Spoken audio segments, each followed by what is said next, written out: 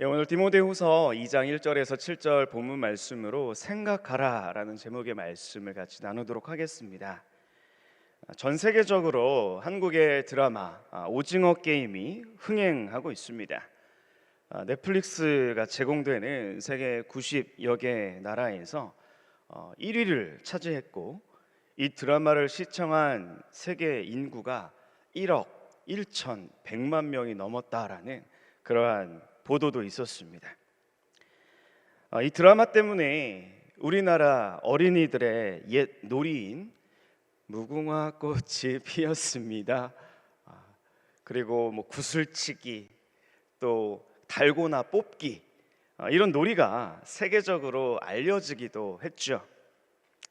이 자리에 계신 성도님들도 어렸을 때 누구나 동네 친구들과 이런 놀이를 하면서 즐겁게 놀았던 추억이 있을 것입니다. 이렇게 이 드라마가 세계적으로 흥행했다, 또 한국의 놀이 문화를 널리 알렸다라는 아주 호의적이고 긍정적인 평가가 주를 이루고 있지만, 우리 성도님들 중에 아마 이 오징어 게임 드라마를 보신 분들은 이 드라마에 담겨 있는 우리나라, 또 이 자본주의 사회가 가지고 있는 이 약육강식과 적자 생존과 각자 도생이라는, 지금 이 사회를 지배하고 있는 그러한 문화들이 아주 적나라하게 드러나고 있는 그런 것들을 보면서 매우 안타깝다라는 생각을 하셨을 것입니다. 456명의 게임 참가자들이 1등이 되어서 상금 456억 원을 차지하기 위해서 옆에 있는 사람을 배신을 하고 심지어는 죽이기까지 합니다. 또한 이 게임을 설계한 주최 측은 이 게임의 룰이 공정하다고 계속 반복해서 강조를 합니다. 공정합니다. 여러분이 자의적으로 자발적으로 참가하는 겁니다. 계속 말하지만 겉으로 드러나는 이 규칙들 이면에 과연 공정이란 무엇인가, 그런 질문이 내포되어 있어서 지금 한국 사회를 사는 또한 전 세계 이 드라마를 시청하는 시청자들은 이 드라마를 보면서 정말 공정이란 무엇일까, 이 불공정한 세상 속에서 강자만이 살아남는 세상의 냉혹한 현실을 느끼게 됩니다. 그런데 돌아보면 코로나19로 인해서 우리의 신앙생활도 이와 연결되는 부분들이 있는 것 같다라는 생각이 듭니다. 사회적 거리두기 4단계 시행으로 인해서 교회에 나오지 못하고 온라인으로 예배에 참여하다 보니까 우리가 예전과 같이 함께 모여서 식사하기가 어렵고 교제하거나 봉사하기가 어려워지고 나 혼자 고립된 것 같은, 성도들과 멀어진 것 같아서 우리의 마음이 좀 힘든 경우가 많이 있습니다. 점점 공동체와 우리 교회와 신앙 공동체와 멀어져서 각자 알아서 신앙생활을 해야 하는 것 같이 느껴져서 우울감이 찾아오기도 합니다. 신앙생활에 열정이 떨어지고 나태해지고 무기력해지고 나아가서는 신앙생활에 침체가 찾아오기도 한다는 것이죠. 얼마 전에 주일 오후에 제가 섬기는 우리 사교구 지역장 권사님들과 모임을 가졌습니다. 그 자리에서 저는 우리 지역장님들께 작년 2월부터 본격적으로 코로나가 확산돼서 우리 교회도 비대면 온라인 예배를 드리기 시작했는데, 거의 2년 가까이 이렇게 비대면 온라인 예배를 드리는 상황 속에서 우리 지역장님들이 어떠한 영적인 어려움이 있으셨는지, 또 우리 교회에서 또한 교구에서 또한 목회자가 어떻게 우리 지역장님들 또 구역 식구들을 섬겨야 할지를 물어봤습니다. 한 분 한 분 본인과 본인 구역 식구들에 대해서 그 상황에 대해서 말씀하시는 내용을 경청하면서 앞으로 어떻게 우리 교구 식구들을 목양하고 도와야 할지 이미 알고 있었던 것도 다시 한번 확인하고 전혀 뜻밖의 내용들도 새롭게 발견하고 생각을 정리할 수 있었던 시간이었습니다. 무엇보다 지난 2년 가까이 온라인으로 편하게 예배를 드리는 것이 습관이 되어서 너무 영적으로 나태해진 것 같다, 그런 말씀들을 공통적으로 하셨어요. 특히 제 기억에 가장 남는 것은 이러한 말씀이셨습니다. 단지 우리가 이 본당에 나와서 예배를 드리는 1시간만이 예배가 아니라 교회에 나오기 위해서 아침에 일어나서 씻고 단정하게 옷을 입고 교회까지 걸어오고 혹은 차를 타고 오는 그 모든 과정이 예배구나. 나의 마음을 정성껏 하나님께 드리고 헌신하는 이 모든 과정 자체가 하나님께 드리는 예배라는 것을 깨닫게 됩니다 라는 말씀이 제 마음속에 가장 울림이 있었던 것 같습니다. 그렇습니다. 예배란 본디 자기를 하나님 앞에서 부인하고, 본디 하나님 앞에서 내가 예배자가 되어서 나 자신을 죽이는 것이, 산 제물로 하나님께 나 자신을 바치는 것이 예배의 본질이기에 우리의 예배가 그냥 화면으로 예배를 어쩔 수 없이 이렇게 보고 그런 과정에서 내가 하나님께 예배를 드리거나 예배에 참여하기보다 그냥 시청자가 되는 것 같다, 그런 말씀들도 하셨습니다. 물론 환우나 지방에 사시는 성도님들, 그리고 수요일이나 금요일에 드리는 예배에 평소에 참여하기가 어려운 분들이 온라인으로 예배를 드리기 때문에 쉽게 용이하게 이 예배에 참여할 수 있다는 장점도 있는 것 같다라는 말씀들도 하셨습니다. 그렇지만 하나님과의 이 인격적인 만남, 성도님들과의 인격적인 그 교제, 그 경험이 현장 예배보다는 많이 부족했던 것 같다, 그런 말씀들도 하셨어요. 이제 국민의 약 70% 가까이 이 백신을 접종을 다 하고 또 위드 코로나 정책이 시행이 곧 되어서 우리 사회가 조금씩 정상화되는 국면에 있는 것 같아 보입니다. 그래서 이번 주일부터는 예배당 인원의 10%, 우리 교회는 500명이 예배를 드릴 수 있게 되죠. 다시 현장 예배가 재개가 되고 방역 봉사가 재개가 됩니다. 그렇지만 2년 가까이 온라인 예배에 적응되고 편하게 예배드리던 습관이 생겨서 다시 예배당에, 교회에 나와서 예배하고 교제하고 소그룹 모임과 양육에 참여하기 위해서는 더 많은 노력이, 더 많은 서로에 대한 사랑과 관심과 독려와 격려가 필요한 시점에 우리가 지금 와 있다, 그렇게 생각할 수 있습니다. 무엇보다 코로나19로 인해서 교회의 대사회적인 신뢰도가 떨어지고 교회에 대한 이미지가 추락해서 전도하기가 더 어려워지고 영적인 나태함과 무기력함을 다시 회복해야 하는 이 시기에 우리는 더 힘써서 기도하며 마음과 지혜를 모으고 영적인 회복과 하나님이 주시는 부흥의 소망을, 부흥에 대한 소망을 회복해야 할 때라고 믿습니다. 영적인 회복과 소명의 회복이 필요한 때라는 것이죠. 오늘 읽은 디모데후서 2장 말씀에 보니까 여기도 다시 한번 영적인 회복이 필요한, 영적인 부흥이 필요한 한 사람이 나옵니다. 그 사람은 바로 디모데였습니다.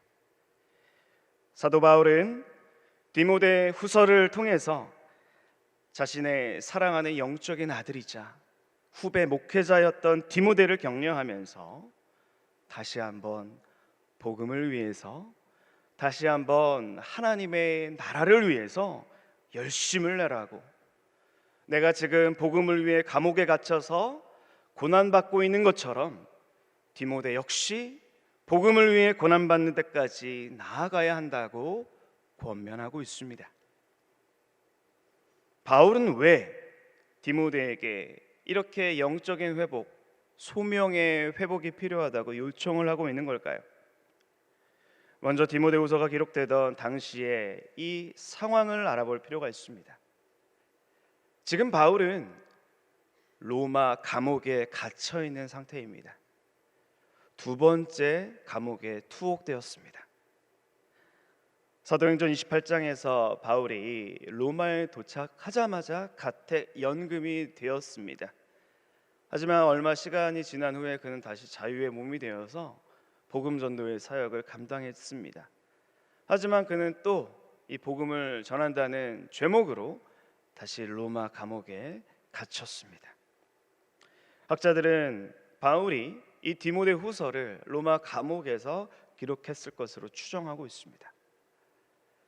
우리는 보통 바울을 생각할 때 정말 이 믿음의 영웅, 순교자, 복음을 위해 끝까지 달려갔던 영웅의 이미지를 가지고 그를 떠올립니다.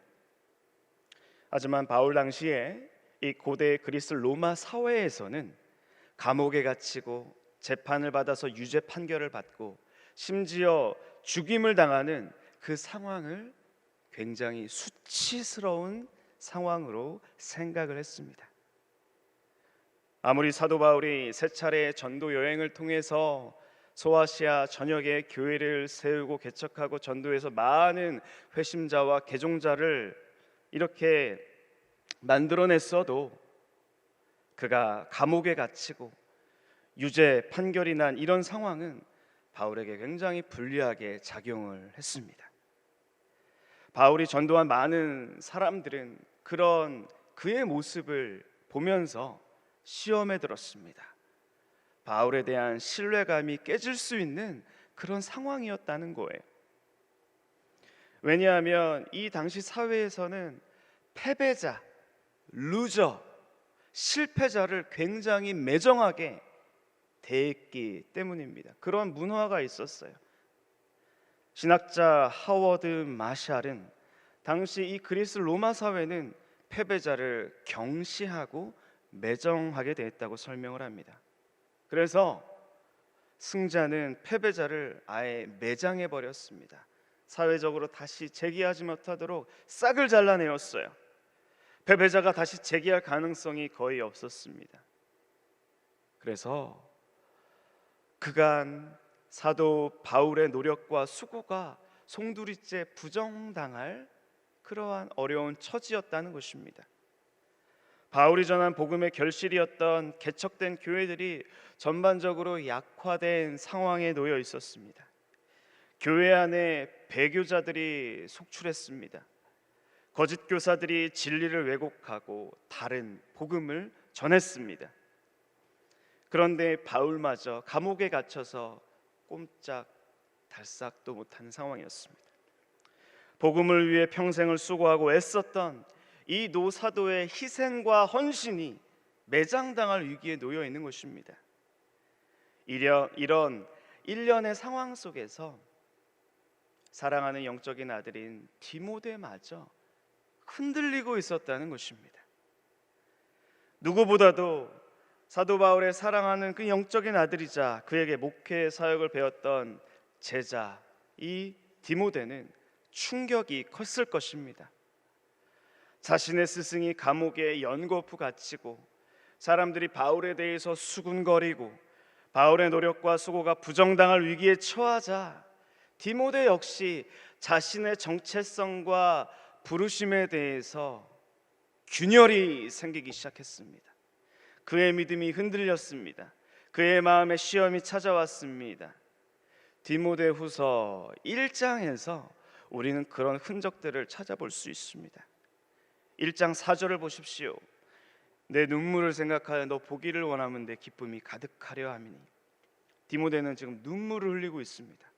막막한 현실, 거짓 교사들에 의해서 복음이 왜곡되고 선교의 문이 막힌 이 현실 앞에서 그는 눈물을 흘렸을 것입니다. 1장 7절을 보십시오. 하나님이 우리에게 주신 것은 두려워하는 마음이 아니요 오직 능력과 사랑과 절제하는 마음이니. 바울은 의도적으로 디모데에게 두려워하는 마음을 물리치고 하나님의 능력과 사랑과 절제의 마음으로 심령을 채워야 한다고 권면합니다. 지금 그가 두려워하고 있기 때문이에요. 1장 8절을 보십시오. 그러므로 너는 내가 우리 주를 증언함과 또는 주를 위하여 갇힌 자 된다를 부끄러워하지 말고 오직 하나님의 능력을 따라 복음과 함께 고난을 받으라. 심지어 디모데는 바울을 부끄러워하고 있었습니다. 바울이 감옥에 투옥됐다는 것을 부끄러워했습니다. 수치심을 느꼈다는 것입니다. 그래서 바울은 자신의 투옥으로 인해서 부끄러워하지 말라고 말합니다. 지금 디모데의 상황은 눈물을 흘리고 두려워하며 수치심을 느끼는 상황이었습니다. 왜입니까? 왜 그가 이렇게 흔들리고 있습니까? 자신의 소명이 흔들렸기 때문입니다. 나를 부르시고 나를 구원하신 그 은혜가 흔들렸기 때문입니다. 1장 9절입니다. 하나님이 우리를 구원하사 거룩하신 소명으로 부르심은 우리의 행위대로 하심이 아니요 오직 자기의 뜻과 영원 전부터 그리스도 예수 안에서 우리에게 주신 은혜대로 하심이라. 바울은 그런 디모데에게 하나님이 디모데를 부르셨음을 오직 그리스도 예수 안에서 주신 은혜 안에서 우리는 소명받은 자임을 확인시켜주고 있습니다. 그러면서 그에게 소명을 붙잡아야 한다고, 은혜의 복음을 꼭 지켜야 한다고 권면하고 있습니다. 1장 13절과 14절입니다. 너는 그리스도 예수 안에 있는 믿음과 사랑으로서 내게 들은 바 바른 말을 본받아 지키고 우리 안에 거하시는 성령으로 말미암아 내게 부탁한 아름다운 것을 지키라. 여기서 지키라라는 동사가 2번 나오죠. 바른 말을 본받아 지켜라. 바른 말이란 바른 교리를 말합니다. 14절에 내게 부탁한 아름다운 것을 지키라. 바로 복음 전도의 사명을 말합니다. 바울은 디모데에게 주님의 부르심인 소명과 바른 교리와 복음 전도의 사명을 잘 지키면서 이 복음을 다음 세대들에게 잘 부탁하고 잘 전수하라고 권면합니다. 2장 2절을 보시기 바랍니다. 또 네가 많은 증인 앞에서 내게 들은 바를 충성된 사람들에게 부탁하라. 그들이 또 다른 사람들을 가르칠 수 있으리라. 이게 무슨 말입니까? 바울에게서 들은 복음을 충성된 사람들에게 잘 전수하여서 그들이 또 다른 사람들에게 복음을 가르치고 전수하라고 그렇게 권하고 있는 것이죠. 마치 예수님께서 부활하시고 승천하시면서 모든 민족을 제자로 삼고 세례를 주라고 제자들에게 부탁하신 것처럼 노사도 바울은 그의 후계자인 디모데에게 복음 전수를 부탁하고 있는 것입니다. 그리고 바울은 이 복음을 충성된 사람들에게 전수하고 그들이 또 다른 사람들에게 복음을 전해주는 이 소중한 사역을 잘 감당하기 위해서 디모데에게 2장 1절에서 이렇게 명령하고 있습니다. 2장 1절입니다. 우리 같이 한번 읽어볼까요? 앞에 화면 나오죠? 시작. 내 아들아, 그러므로 너는 그리스도 예수 안에 있는 은혜 가운데서 강하고, 내 아들아, 내 사랑하는 영적 아들 디모데야, 그러므로 너는 그리스도 예수 안에 있는 은혜 안에서 강해야 한다. 강해야 한다. 강해야 한다. 이 구절에서 중요한 말은 강하고라는 동사입니다. 먼저 이 강하고라는 이 표현은 명령형이에요. 명령형.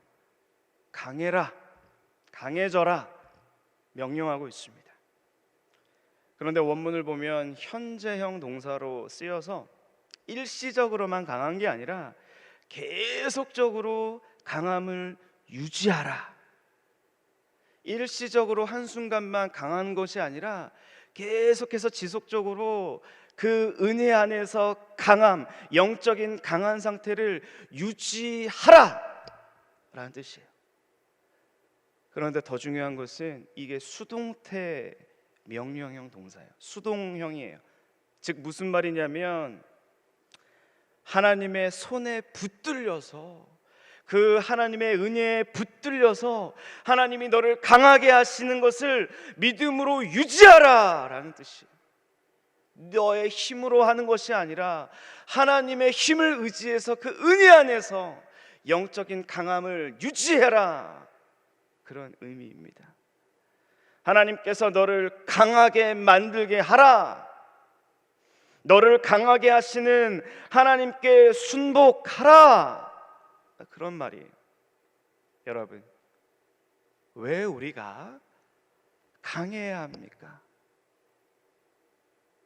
하나님은 저와 여러분이 영적으로 강하기를 원하세요. 왜 영적으로 강해야 합니까? 그 이유는 우리로 하여금 그리스도 예수 안에 있는 은혜의 복음을 우리로 하여금 전하게 우리를 부르셨기 때문이에요. 복음 전수를 위해서 우리는 강해야 합니다. 복음 전도의 사명을 감당하기 위해서 우리는 영적인 강함을 유지해야 한다는 것입니다. 믿음을 우리의 자녀 세대들에게 계승하기 위해서, 계승시키기 위해서 우리는 강해야 한다는 거예요. 불신자들에게 복음을 전하기 위해서 우리가 하나님의 손에 붙들려서 강한 상태를 유지하지 않으면 안 되는 것입니다. 복음을 전해야 하고, 가정 예배를 드려야 하고, 자녀들을 말씀으로 양육해야 하고, 우리 구역 식구들을 하나님의 말씀으로 양육해야 하는 사명을 감당하기 위해서 저와 여러분은 강해야 하는 것입니다. 우리는 그걸 잘 알아요. 열심히 복음 전도해야지, 온 마음 전도주의를 선포해서 태신하고 이웃들에게 복음을 증거하고 노방으로 관계 전도로 힘껏 복음을 전해야 한다는 걸 압니다. 우리 자녀들을 말씀으로 양육해야 된다는 것도 알고요, 우리 구역 식구들을 하나님의 말씀으로 섬기고 양육해야 한다는 걸 잘 압니다. 그런데 그게 잘 됩니까? 그게 쉬운 일입니까, 여러분? 그게 잘 되지 않습니다. 그게 쉬운 일이 아니에요.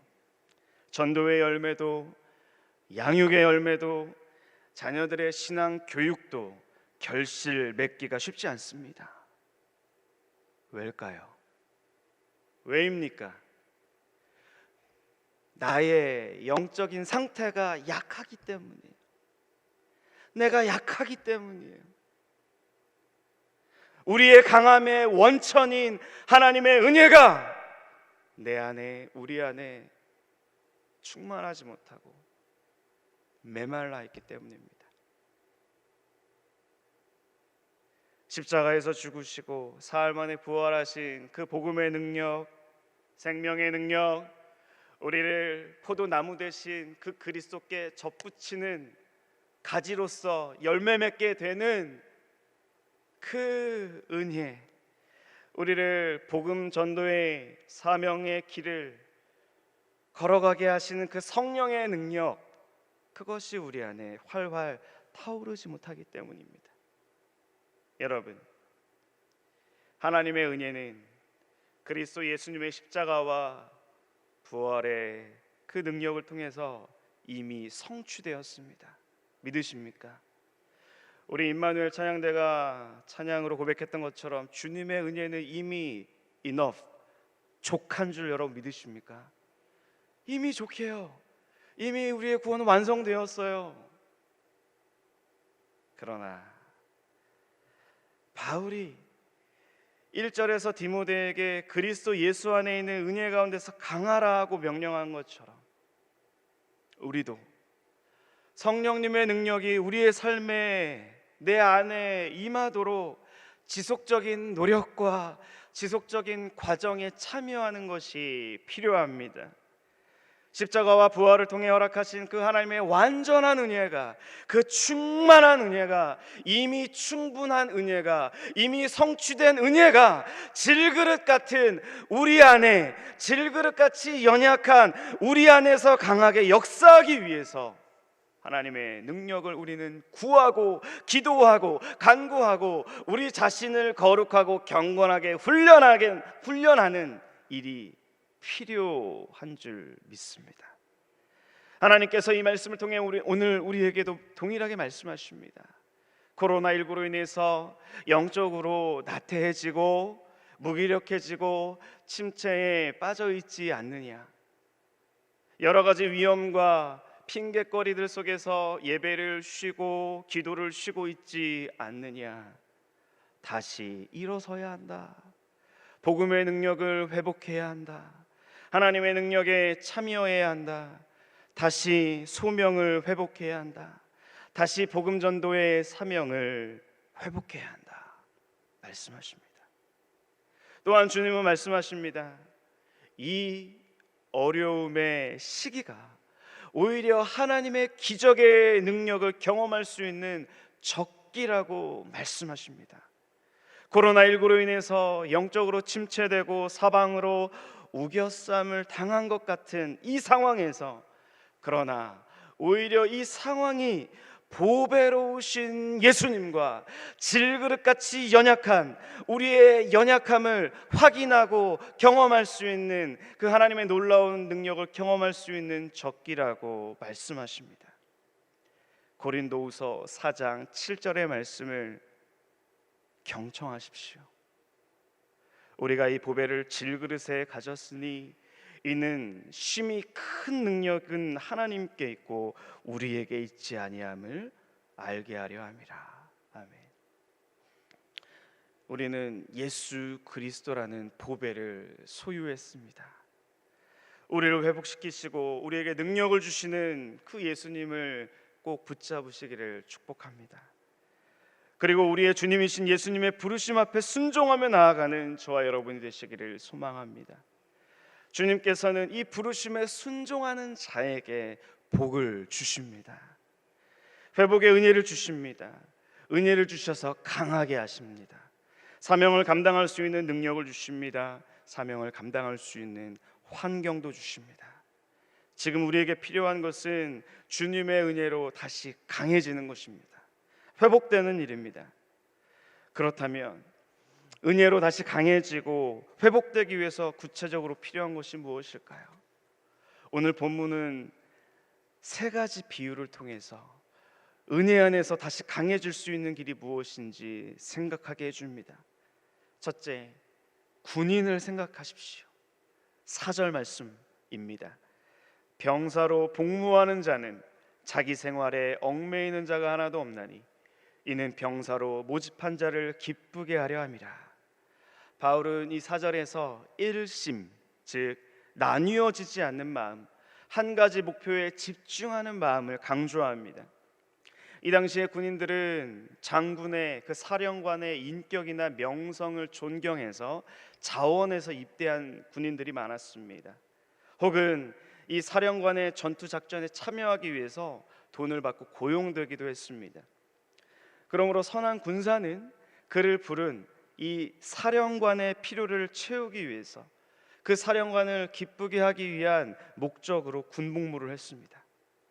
그리고 이 당시의 군인들은 이 목적을 위해서 결혼을 미루고 자신의 업무가 마칠 때까지 미혼으로 지냈다고 합니다. 대부분 이 당시에 20년 정도 군복무를 하는 것이 일반적이었는데 공식적으로 이 기간 동안 결혼을 하지 않았다고 합니다. 그래서 바울은 이 군인의 예를 들어 설명하면서 디모데에게 이 사령관이신 주 예수님께 온전히 헌신하도록 독려합니다. 타우너라는 신학자는 이 구절에 대해서 이렇게 설명합니다. 우리 삶의 대부분의 문제가 생활, 즉 무엇을 사고 또 어떤 물건을 팔지와 관련되어 있으며 이것 자체는 죄는 아니지만 적극적인 군사의 책임을 방해할 수 있다, 이렇게 설명했습니다. 그렇습니다. 우리의 삶을 한번 돌아보기를 원합니다. 여러분, 우리 삶의 대부분 시간을 어디에 보내고 있습니까? 혹은 어디에 우리 시간을 제일 많이 쓰고 있습니까? 우리 삶의 대부분의 시간을 내가 어느 종목에 투자해야 더 많은 이익을 얻을 수 있을지 고민하는데 혹시 쓰고 계시진 않습니까? 혹은 오늘 점심은 이따 오늘 예배 끝나고 어디 가서 좀 맛있는 걸 먹어야 될까? 그런 데쯤 더 많이 시간을 보내고 있지 않습니까? 홈쇼핑을 보면서 또 온라인 쇼핑을 하면서 어떤 물건을 사야 하는지 고민하는데 너무 많은 시간을 보내고 있지는 않습니까? 그래서 하나님과 그분이 주신 이 전도의 사명, 말씀으로 성도를 먹이고 세우는데 집중하지 못하고 방해받고 있지는 않습니까? 만약 그렇다면 우리는 우리의 사령관이신 주님을 기쁘시게 하기 위해서 우리의 삶을 좀 더 단순하게 만들 필요가 있습니다. 주님께 온전히 우리의 삶 전부를 들여 헌신하는 저와 여러분이 되시길 간절히 바랍니다.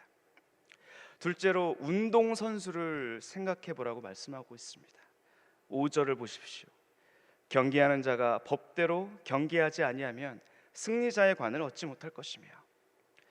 바울은 이 구절에서 법, 다시 말해 규칙의 중요성을 강조합니다. 당시에 그리스 사회에서는 2년마다 혹은 4년마다 올림픽 대회가 열렸습니다. 달리기, 권투시합 같은 종목이 인기가 많았다고 하죠. 그런데 이 대회에 참가하기 위해서 운동선수는 약 10개월 전부터 아주 혹독한 훈련을 받았다고 합니다. 이 혹독한 훈련에 내가 잘 참가하겠다는 서약을 하고 대회를 준비했다는 것이죠. 그리고 훈련을 통해 단련되어서 운동 경기의 규칙 속에서 자신의 기량을 뽐내고 승자의 화관을 쓸 수 있었습니다. 우리도 마찬가지입니다.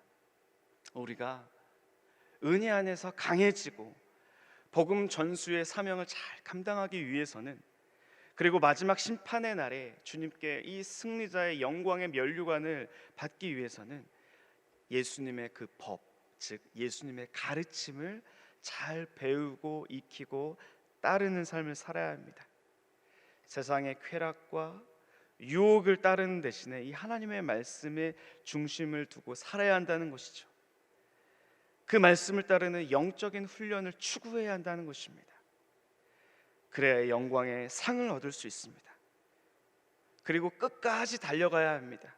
그래야 승리자의 관을 쓸 수 있습니다. 이 성령님의 도우심을 받아서 주님의 말씀을 잘 따르고 순종해서 끝까지 견디고 결승선을 통과하는 그 축복이 있기를 간절히 소망을 합니다. 세 번째로 농부를 생각하라고 말씀합니다. 6절입니다. 수고하는 농부가 곡식을 먼저 받는 것이 마땅하니라. 바울은 6절에서 근면함, 부지런함에 대해서 강조합니다. 농부는 수고의 열매가 아직 다 보이지 않아도 열심히 일을 하고 밭을 맵니다. 인내를 가지고 추수를 기다립니다. 우리도 마찬가지입니다. 영적인 수확을 거둘 것이라는 소망을 가지고 열심히 심어야 합니다. 열심히 가꾸어야 합니다. 하기 싫고 힘이 들어도 매일 기도의 시간을 갖고 말씀을 묵상하고 구역 모임과 정기적인 예배에 참여하고, 그렇게 경건의 습관이 우리 몸에 배이게 해야 합니다. 몸에 배이는 것이 굉장히 중요합니다. 그래야 우리의 생각과 영혼이 그 몸의 습관을 따라갈 수 있기 때문이죠. 사랑받으신 예수님을 향한 이 헌신된 마음, 또 예수님의 가르침에 대한 이 순종, 그리고 근면함, 이것은 우리가 다시 한번 소명을 회복하고 은혜로 강해지고 이웃과 가족들에게 복음을 전수하기 위해 필요한 핵심 덕목이라고 바울은 본문을 통해서 말하고 있습니다. 여기 이 은혜 안에서 자신의 소명을 발견하고 소명의 자리에서 강해지기를 원했던, 또 복음을 살아냈던 한 사람이 있습니다. 그는 헨리 나우엔이라는 목회자이자 신학자입니다. 이 헨리 나우엔은 미국의 명문 대학교인 노틀담, 또 예일, 하버드 대학교에서 목회 상담학과 영성학을 가르쳤던 교수이자 사제 목회자였습니다. 또한 그는 굉장히 활동 실천을 강조했습니다. 그래서 이 중앙 아메리카의 독재 정권에 탄압받는 기독교인들을 위해서 직접 가서 싸우기도 하고 강연을 하고 그렇게 활동했던 사람이기도 했습니다. 그런데 이상한 일이 있었습니다. 그렇게 지식이 뛰어나고 불의에 대항하는 활동가로 살면서 동시에 이 나우엔의 마음은 항상 지치고 피곤했습니다. 이 나우엔의 마음에 불안을 떨쳐낼 수가 없었습니다. 당시 자신의 상태를 그는 이렇게 기록을 합니다. 얼마나 힘들었든지 걷는 것조차 버거울 정도였습니다. 불안하고 외롭고 초조하고 말할 수 없을 만큼 갈급했습니다. 강연을 하러 돌아다니는 동안은 정의와 평화를 위해 두려움 없이 세상의 악과 맞서 싸우는 강한 전사가 된 듯 했습니다.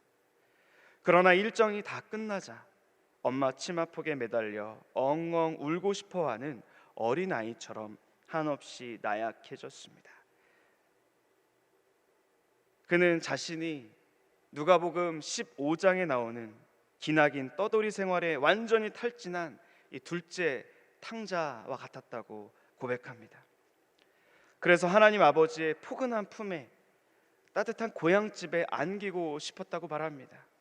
바라는 건 딱 하나, 소속감을 느낄 수 있는 집처럼 편안한 곳에서 깊이 쉬고 싶었다라고 말합니다. 그러던 중에 1년 정도 프랑스의 장애인 그룹 홈인 이 라르쉬 공동체에서 봉사하며 지내게 되었습니다. 그는 그곳에서 자신의 소명이 무엇인지 생각하고 기도했습니다. 그런 과정 속에서 한 친구의 소개로 이 렘브란트 화가의 탕자의 귀환이라는 그림을 보게 되었습니다. 여러분, 저 화면에 그림이 나와 있는데요, 저게 6명의 등장인물이 있습니다. 아버지, 탕자, 그리고 그 옆에서 냉정하게 이들을 보고 있는 첫째 아들, 그 옆에 무릎 꿇고 있는 종, 뒤에 어머니처럼 보이는 여인, 그리고 잘 보이진 않지만 어둠 속에 있는 한 인물. 나우엔은 저 그림 속에서 자신의 모습을 발견하게 됩니다. 그는 뛰어난 학자로서 비판적인 사고를 가지고 대상을 분석하고 비평하는 일에 익숙했습니다. 마치 첫째 아들과 같은 그였습니다. 그런데 나우엔은 이제 첫째 아들과 같은 삶을 더 이상 난 살 수가 없다, 그렇게 결정을 했습니다. 이제 첫째 아들이 아니라 저 아버지 품에 안겨있는 둘째 아들처럼 살고 싶다는 생각이 들었습니다. 그것이 자신의 부르심이라고 생각했던 것입니다. 따뜻한 아버지의 품으로 돌아가서 그 은혜에 잠겨 살기를 원했습니다. 그래서 그는 하버드 대학교의 교수라는 안정되고 인정받는 삶을 내려놓고 캐나다 장애인 그룹홈으로 돌아가서 죽기 전까지 그들과 함께 살면서 봉사의 삶을 살게 됩니다. 왜입니까? 그 자리가 하나님이 나를 부르신 소명의 자리라고 생각을 했기 때문입니다. 여러분, 오늘 우리의 소명의 자리는 어디입니까? 한번 생각해 보십시오.